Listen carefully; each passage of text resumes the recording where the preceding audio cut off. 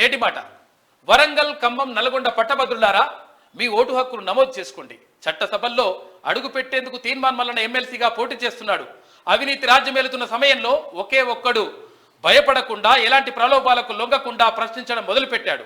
అధికారంలో ఉన్న ప్రభుత్వం జీర్ణించుకోలేక మల్లన్నపై ఎన్నో అక్రమ కేసులు పెట్టి 100 రోజులు జైల్లో నిర్బంధించిన చెక్కు చెదరని ఉక్కు సంకల్పంతో వెనకడిగే వేయలేదు.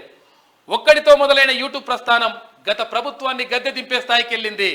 ప్రజల పక్షాన కొట్లాడిన గొంతును ఈసారి శాసన మండలికి పంపిద్దాం. మీ అమూల్యమైన ఓటు వేసి కాంగ్రెస్ బలపరుస్తున్న అభ్యర్థిగా మల్లన్నను గెలిపిద్దాం. ప్రశ్నించే తత్వాన్ని నేర్పిన గురువు రుణం తీర్చుకుందామని చెప్పేసి పెద్దపల్లి రాజన్న నేటి మాట రాసిండు.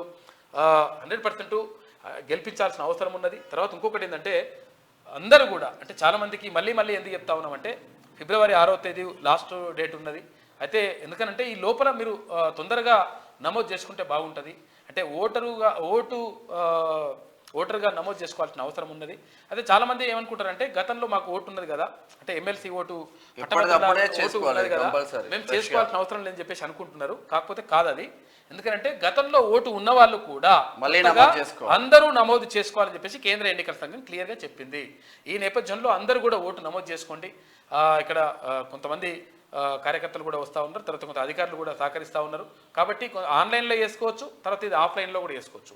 ఆన్లైన్లో చేసుకోవడానికి ఎట్లా వేయాలని దానిపైన కూడా నేను వీడియో చేసి పెట్టిన, తర్వాత మళ్ళీ కూడా వీడియో చేసి పెట్టిండు. కావాలంటే చూడండి, పేరు ఎట్లా రాయాలి, తర్వాత ఎట్లా రాయాలి, ఏమేమి కథ అని చెప్పేసి క్లియర్గా అవి కూడా ఇచ్చేసినాం మేము. అది చూసుకుంటా ఈజీగా చేసి పడేసేయచ్చు. దయచేసి తొందరగా ఓటు నమోదు కార్యక్రమాన్ని మాత్రం చేసుకోవాలని చెప్పేసి నల్లగొండ, వరంగల్, ఖమ్మం జిల్లా పట్టభద్రులకు విజ్ఞప్తి చేస్తూ ఉన్నాం. చేయండి అది.